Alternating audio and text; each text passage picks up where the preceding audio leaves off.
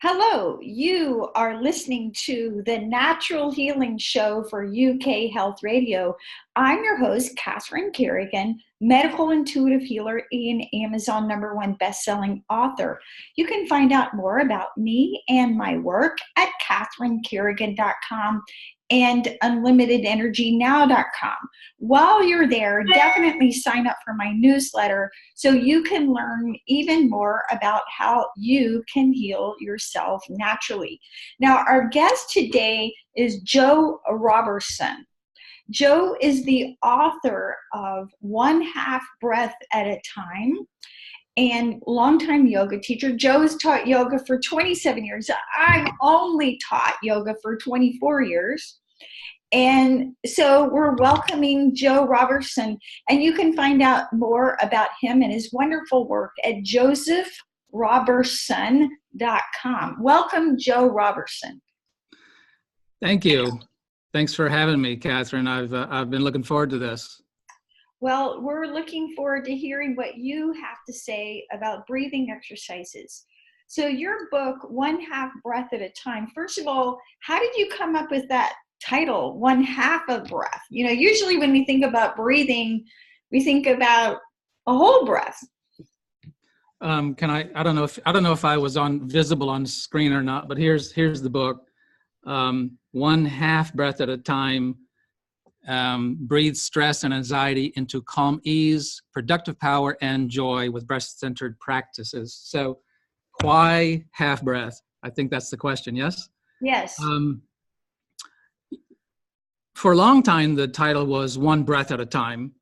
And, there are lots of books and lots of things with the title, One Breath at a Time. It's, there's a lot of things with that title.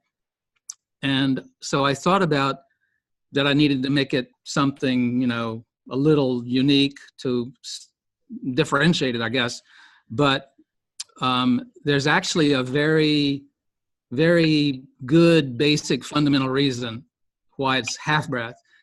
And the reason is that there's Dr. Daniel Stern, his last name is Stern. He wrote a book on the present moment in psychotherapy and everyday life. And he did this, he came to the conclusion that what we call the present moment lasts approximately 5 seconds, 3 to 5 seconds. That when we, colloquially, everyday life, when we talk about the present moment, that what we're actually talking about is the window of 3 to 5 seconds that is, we consider it to be now, to be present, the present moment. And it just happens that, that same duration of 3 to 5 seconds is one half a breath, when, especially when you're practicing coherent breathing or any other slow breath technique. So that's the reason. Wonderful. Now, your book, One Half Breath at a Time, who did you write this book for? You mean besides people who breathe? I really had a hard time narrowing it down because, I would give that smart aleck answer to people who would ask me that same question. But really, I wrote the book early on. I decided that I really wanted to write to the person who is not already in my choir. Meaning, I've taught yoga for a long time. I've led yoga teacher training. I love training teachers to teach yoga and breath and meditation. But with this book, I really hope to reach the reader who is not already practicing yoga, studying, meditation, whatever, breath work. And, so my ambition is to convince the person who is curious enough to look into it, but who might be skeptical. And if I present the evidence if I present the evidence in a cogent fashion, that they will be convinced that, hey, yeah, maybe there is something to this breath stuff, that I should pay attention to. So that's who I wrote the book for. Now, you and I have both taught yoga for well over 20 years, and you and I are very familiar with the yoga practice of pranayama, which is basically a fancy word for breathing exercises. In your book, One Half Breath at a Time, what are some of the breath-centered practices that you share with your readers? Okay, so I use the term breath-centered practices instead of breath work because I didn't want it to be limited to pranayama, to yogic breath work techniques. So I divide the techniques, the exercises and practices into three categories. There's the breath-oriented practices, which are like pranayama, like diaphragmatic breathing, coherent breathing, where you are actually manipulating your breathing, okay? But then there's the body-oriented breath-centered practices, which is like in the book, there's a very simple and easy yoga practice that is customized, designed specifically to help you with your breathing, to open your breathing, to open up the ribs. And there's also a walking practice, okay? So, and then there's the mind-oriented techniques, which what I mean is that in a mind-oriented technique, you are not to manipulate your breathing at all.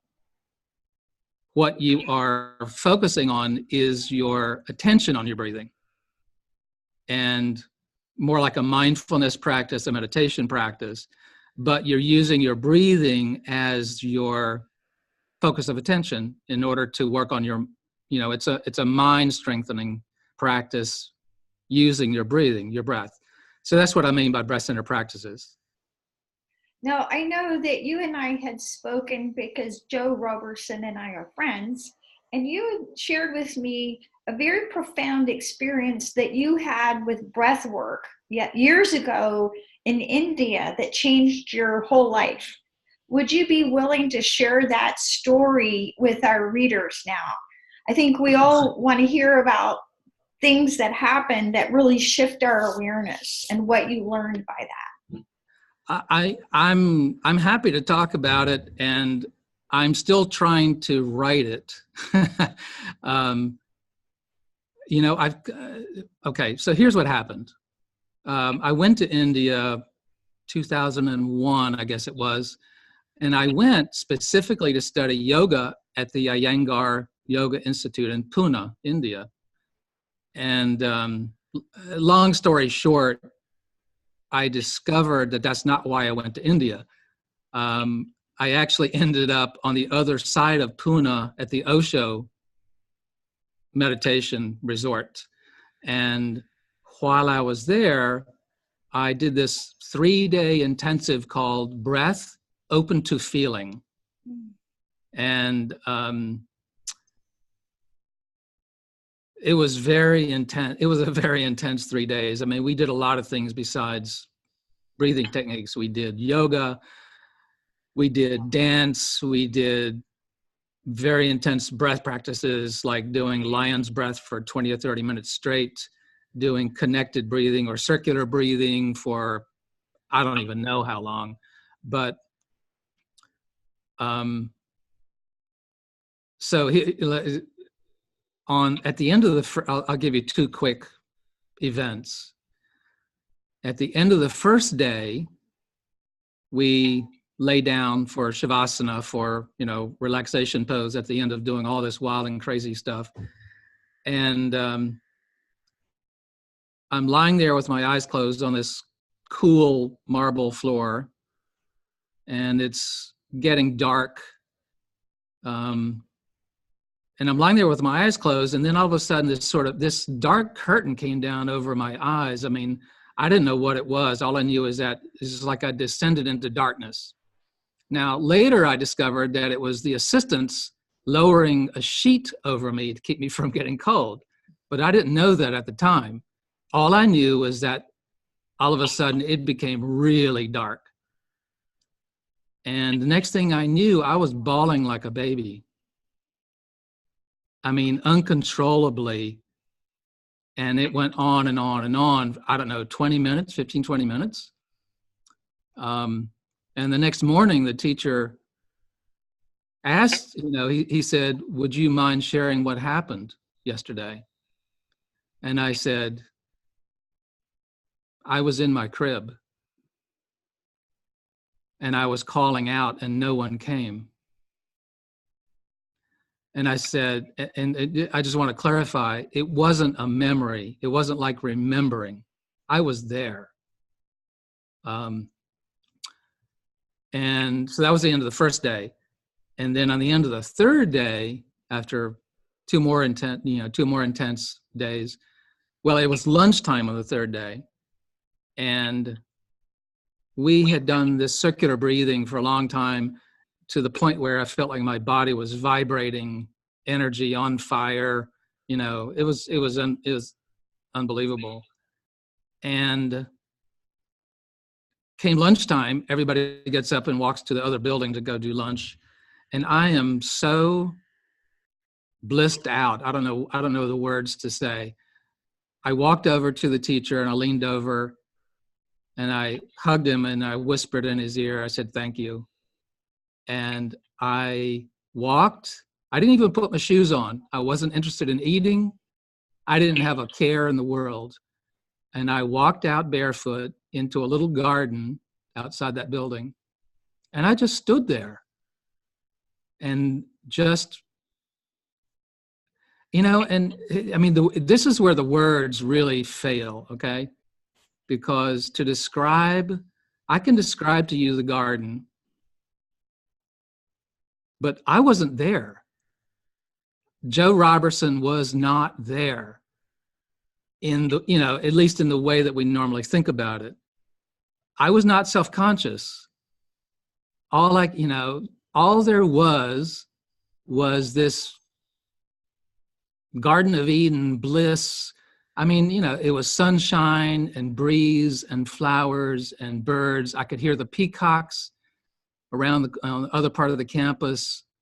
And there was no intervening worry, no intervening care, no intervening name, or, no past, no future. That's the closest I can come to describing it. Now, Joe Roberson, your story is very illustrative for our audience for several reasons. One is that you and I are both proponents of yoga and breath work, and we both had personal experiences, both for ourselves and as teacher, in witnessing the transformational power of our breath. And I think when I listen to your story, there's two parts. Number one is that breathing exercises are truly phenomenal for releasing the stuck energy of trauma.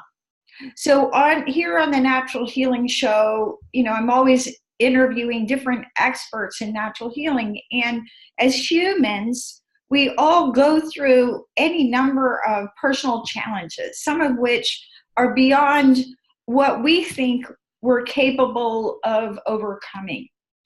And yet, and sometimes a lot of the traditional therapies like talk therapy, which can be incredibly helpful, but there are some therapies that can't touch some of the traumas that have gone into our experience.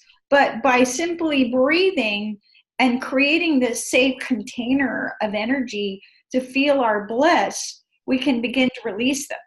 The second thing that your story illustrates for me is something, again, that you and I have experienced both for ourselves and with our clients and our students, is to be able to witness how we can move into this bliss state So as you breathe, and sometimes we don't even realize what it is that we're releasing. Sometimes you may cry, you may not cry, you may just breathe, and breathing it out. And as you continue, when you get to the other side, there is this transcendent, transformational experience of bliss. And, from my perspective as a medical intuitive healer, if we think about all the people who are taking every kind of medication, legal and illegal, and everybody's searching for relief from anxiety, relief from depression, relief from post-traumatic stress disorder, relief from the pressure of life.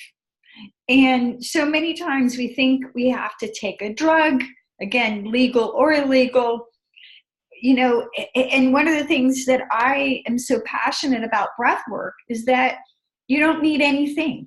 You don't need anybody. Sometimes people are not willing to seek outside help. But when you learn how to breathe properly, you can move through these traumas and go into this peaceful place. So any further thoughts on that experience that you had? I mean, I could talk for hours. I mean, on this topic. Just let me point out that in the book, okay, I said a few minutes ago that I wrote the book for the person who's not in the choir. I wrote the book for garden variety, what I call garden variety stress. I mean, the book does not give instructions on how to do what you and I are talking about right now. Okay, that's beyond the scope of the book. It's beyond the scope of my expertise, certainly to do in a book. However, I also said that, in order to convince the skeptic of the effectiveness of breath center practices, that I needed to make the most compelling argument that I could. And that's why the book includes so much about what we've been talking about. Like, there's a story in the book about my former student. She's now a dear friend. And her story, I mean, to tell her story fully would take a whole book.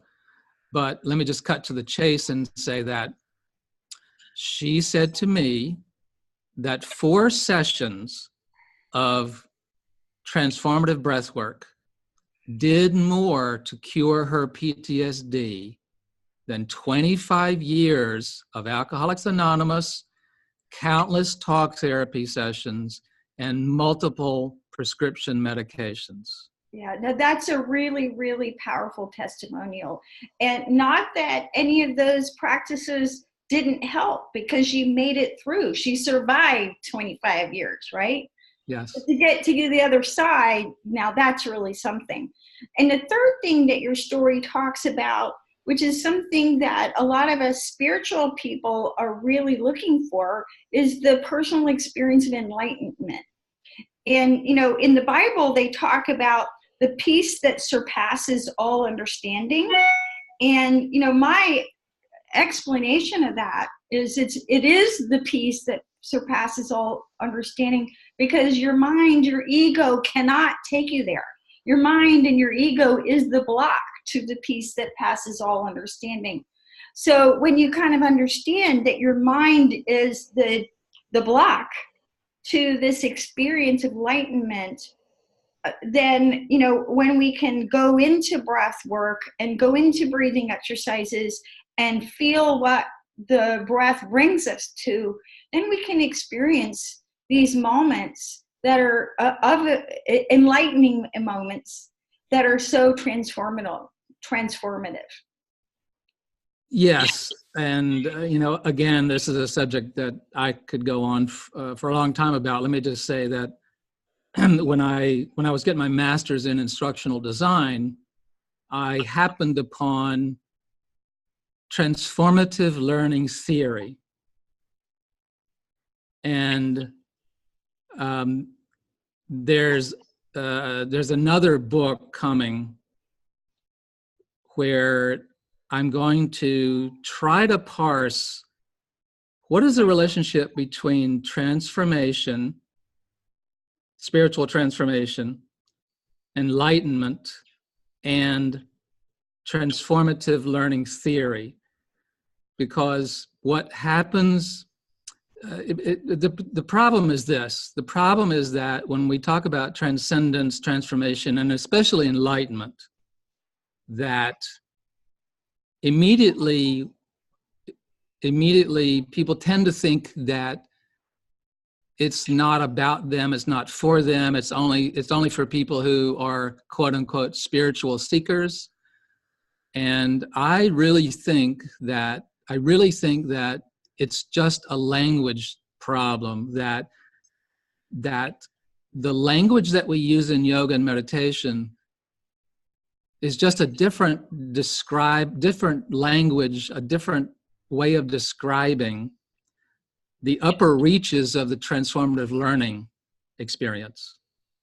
And I think that this artificial barrier between the two domains needs to be broken down. Yeah, and there's some colloquial saying that only fools have to learn by experience. However, okay, I resemble that remark. I resemble that remark myself. And so there again, it's like we can read all this stuff in a book, but it's actually doing that and actually walking through it and breathing through it and having that experience where your ego mind gets out of the way. And, in my work as a medical intuitive, I remember when I was studying medical intuition, my instructor said, our job is to show up and get out of the way. And I'll say that again. Our job is to show up and get out of the way. And yet most people do not know, or they do not have a practice that allows them to get their ego mind out of the way. And, this is the point of a lot of meditation, to, quiet your mind, even just for, 5 seconds, like you said, 3 to 5 seconds, to, to allow that soul level guidance to drop in, right? Yes. And again, there's a lot of, the languaging in yoga and the meditation spiritual world around the ego, that the ego is the problem. I agree with it and I don't agree with it. Like, okay, a student came up to me after class one day and she said, she had this pained look on her face, and she said, I go to yoga classes and all these yoga teachers, they keep saying, that all is one and that separation is an illusion and that the ego is the problem. And, she said, well, if that's true, why doesn't it feel that way? Mm. And I said, look, your ego, your separate me ego is a natural function that basically grows out of your immune system function. That your immune system function 24 hours a day is checking everything that enters your body, saying, is this good or bad? Is this healthy or is this poison, right? That's the job of your immune system. And if it doesn't do that, you won't live. And your immune system is basically saying 24 hours a day, this is self, that's not self. And that's what your ego says. So, I asked a spiritual teacher, Teo Har, I don't know if you're familiar with Teo Har or not, but I asked him one day, I said, I forget how I phrased it exactly, but it was something about this, about, the ego is the problem, the mind is the problem. And he just looked at me and said, why not just understand what mind is instead of fighting it? I think the root problem is it gets cast in this conversation as the ego is something we have to fight, we have to obliterate, we have to cut it. And to me, that's counterproductive. Yeah, a better way to think of it is to make friends with it, right? Well, make friends with it and realize that number one, you can't live without it. Number two, it's a tool, and basically this, to me, this comes down to the basic question of mind versus awareness. So when we're talking about ego and all of that stuff, we're talking about the functions of your mind and your body. Awareness is something different. Aware, to me, and the easiest way I can define it, I guess, is to say that awareness is the container, the space. Awareness is the space container inside of which your thoughts and your mind and your ego function. So, that, what's that saying? I think, therefore I am. That is the worst mistake in the history of philosophy, I think. Because like when I was standing in that garden in India, the Garden of Eden in India, I wasn't thinking, but I certainly was being. Yeah. And going back to your book, One Half Breath at a Time, again, the whole point of breath work is to give us a vehicle so that we can move into this transcendent state where we can move away from the anxiety, the depression, the trauma, the heaviness and pressure of the emotional pain that we experience, so that we can move into this awareness of bliss. So Joe Roberson, why do you think breath is so effective as the focus of meditation and mindfulness techniques? I have to say, I have to share this story. I remember one time after my yoga class, one of the students waited till everybody else is gone, and she came up to me and she said, Catherine, and she looked really worried. She said, when we're lying down in Shavasana, I'm thinking. And, and she felt really bad because it was like she was worried that she was the only one whose mind wouldn't stop hearing. Bad yogi. So, but again, for people who are new, who have this expectation that your mind is going to stop sharing, So, okay, yeah. So why is breath, do you think, so important and effective as a focus of meditation? Because it's not a thought process. Because it's not, and I'm certainly not saying that. I'm not saying that affirmations don't work. I'm not saying that visualization doesn't work. But especially for someone like the student who came up to you after class, especially for the person that I met last week, and so many people that I've met, as soon as I say, I teach yoga meditation, the response is, oh, I could never meditate. I tried it. I could not stop my thoughts. I could not get my mind to shut the F up, right? And I always take that. I say, that's my opening, and I say, okay, can I ask you a question?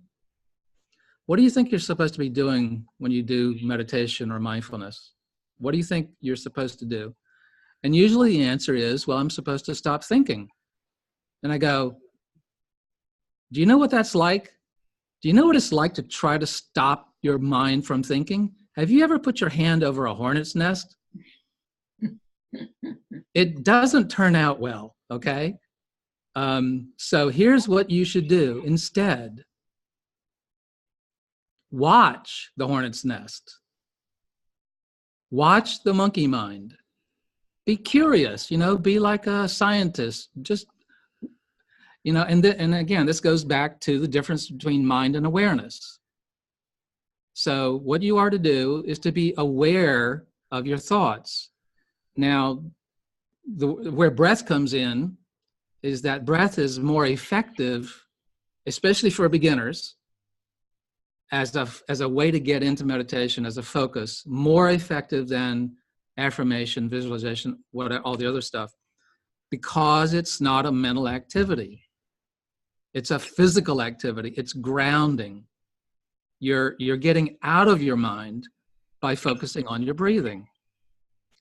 And so that's one reason. Another reason, as I learned a lot about this from Dr. Dan Siegel. I don't know if you're familiar with Dan Siegel or not, but I got a chance to hear his presentation when I was at the conference at Kripalu in 2015, Breath Immersion from the Science to the Samadhi was the name of the conference. But anyway, Dr. Dan Siegel, I love his work. He explains it like this, okay? And he's a neuroscientist, so he uses acronyms and lots of stuff that I don't understand. But he talks about the SIMA process, S-I-M-A, the sensory implications of motor actions or something like that. Anyway, what he says is that the reason breath is so effective as a focus of mindfulness and meditation, and the reason it's so calming, is because of the simple fact that your mind is constantly predicting the future. Your mind is constantly trying to figure out what's going to happen next. Is it safe or not? And what do I have to do about it? Okay? And when you focus on your breathing, 1/2 breath at a time, you inhale and your brain goes, oh, you're going to exhale next. And then you exhale.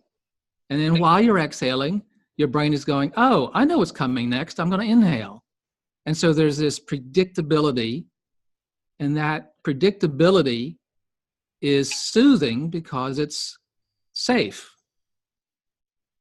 And that's why a few rounds of paying attention to your breathing is so calming, because it takes all of the VUCA out of the situation. And I know VUCA is another acronym. I talk about VUCA a lot in the book. Basically, VUCA is volatile, uncertain, complex, and ambiguous. Okay? So when you pay attention to your breathing, it removes the focus on all those unknowns and replaces them with something that is known, that is in your body, that is grounding, that is predictable. So does that answer your question, Catherine? Yes. Now, I think our audience would really benefit from having an experience of what you're talking about. So for the next 5 minutes, would you be willing to lead our audience in one of your breath-centered practices? Sure. And do it in such a way, if you will, Joe, that everyone can both hear it and see it. So remember that some of our audience will only be able to hear you. Okay. I'm always tell me exactly, because when I do this, like there are some techniques where I don't do guided I don't do guided versions because it's antithetical to the technique. Right. So let's move on then in our interview then. Okay, so again, I just wanted our audience to have an experience of what we're talking about. So well, can I? So let me just do a quick instruction on coherent breathing. Wonderful. That would be helpful. Yeah. Okay. Yeah. So so coherent breathing is one of the techniques in the book, and it's actually a trademarked term, coherent breathing, because this technique was originated by Steve Elliott. And if you're interested in more in coherent breathing, you can go to his website, coherence.com. I have to sort of do that little credit because it is a trademarked term, and Steve Elliott has been very, very generous and supportive of me and my book. So I'm trying to do the same for him. So coherent breathing is the simplest technique. The only thing that might be difficult about it is that it is slow. So the basic technique is that you inhale for 5 or 6 seconds, and you exhale for 5 or 6 seconds, and there's no gap, no pause between inhale and exhale.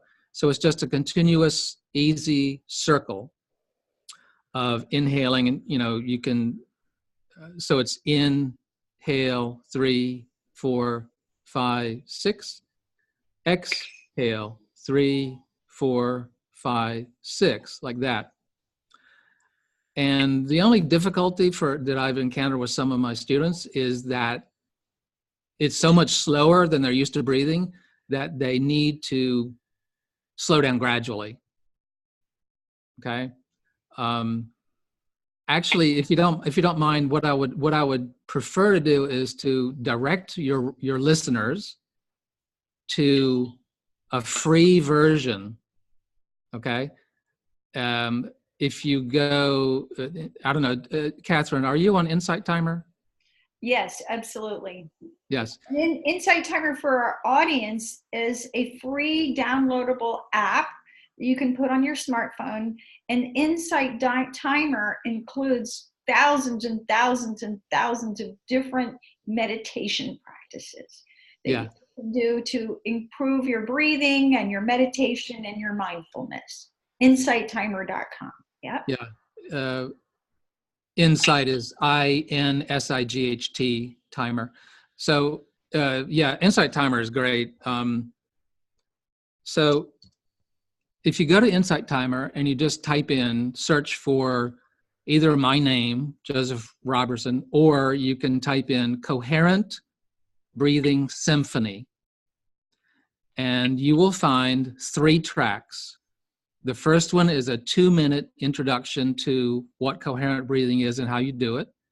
The second track is a guided version where there's music and there's a chime every 6 seconds, but I also guide you by saying inhale 3, 4, 5, 6, exhale 3, 4, 5, 6.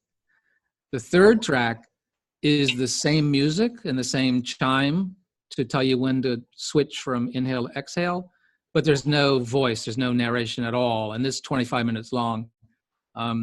That would be far more effective for your viewers than my trying to lead it live right now, I think. Okay, so moving on.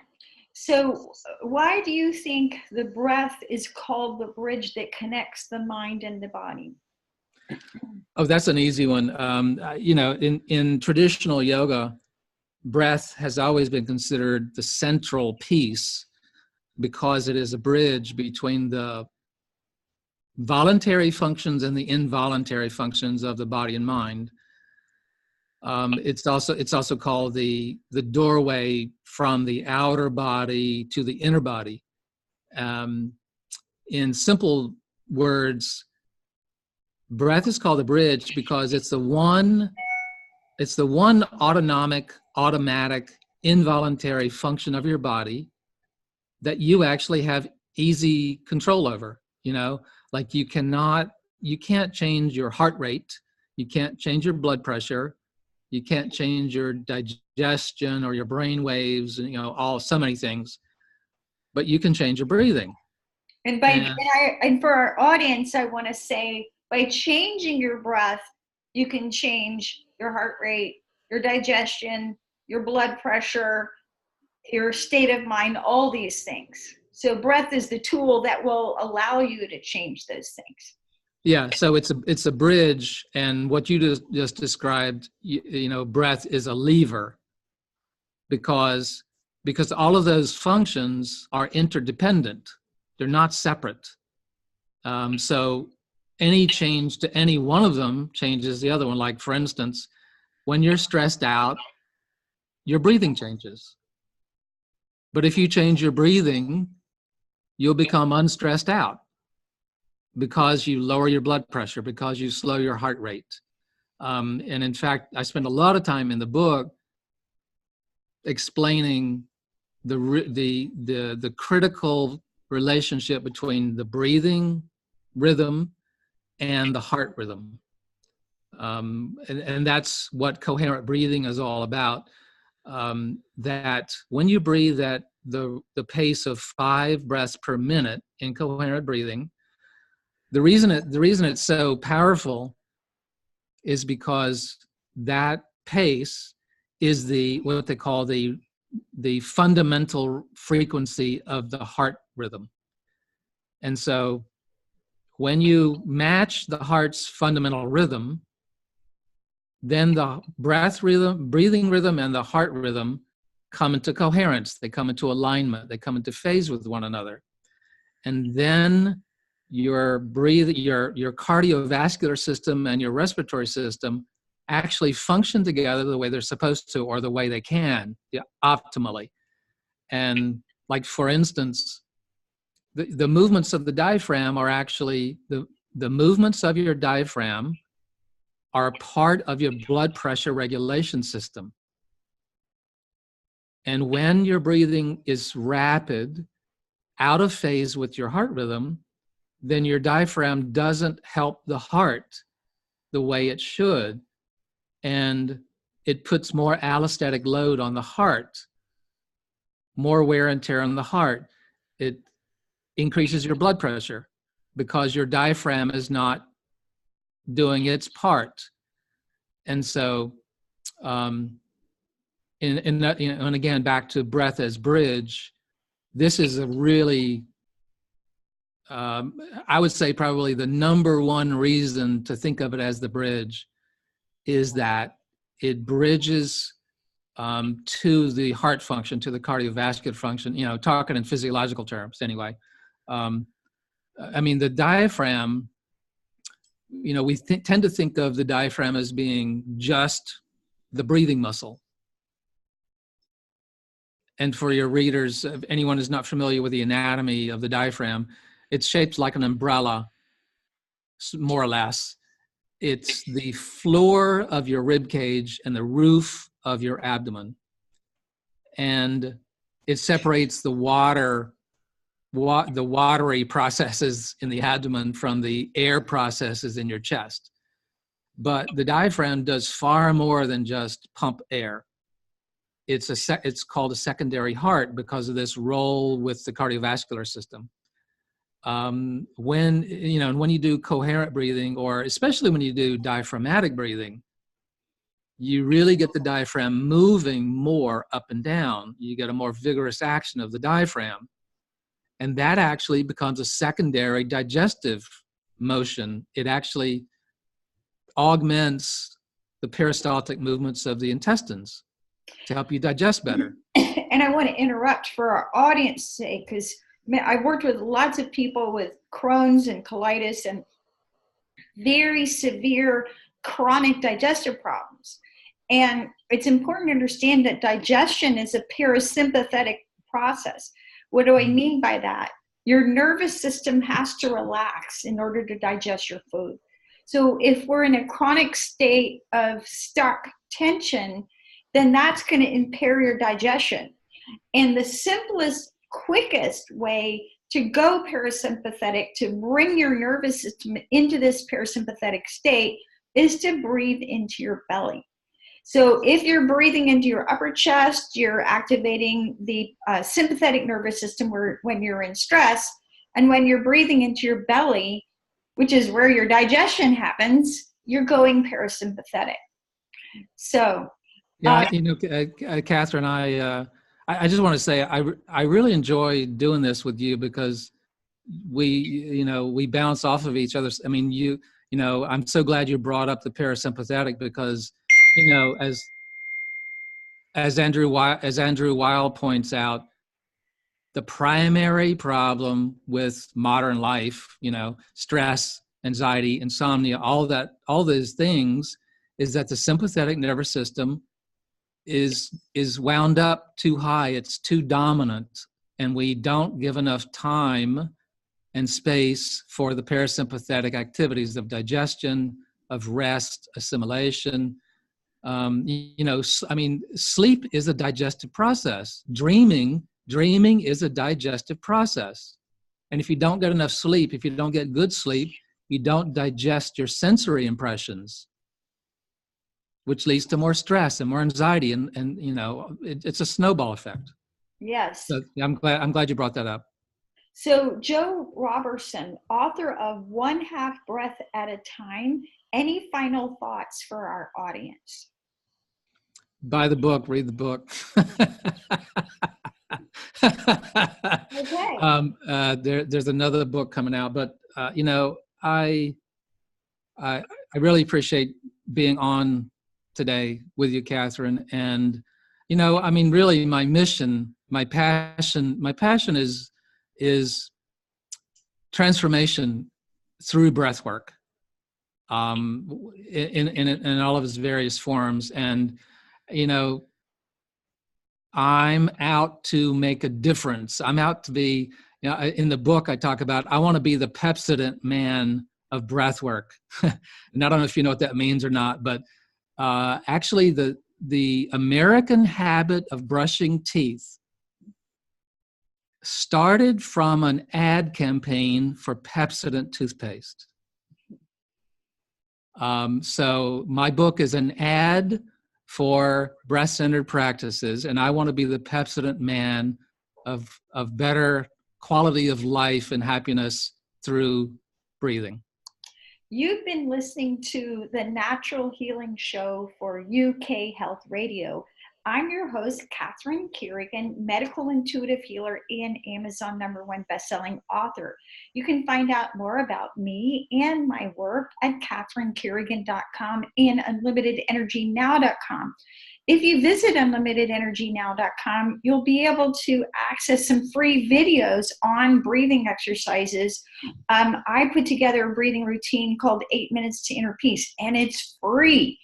So our guest today has been Joe Roberson, author of One Half Breath at a Time. You can find out more about Joseph Roberson at josephroberson.com.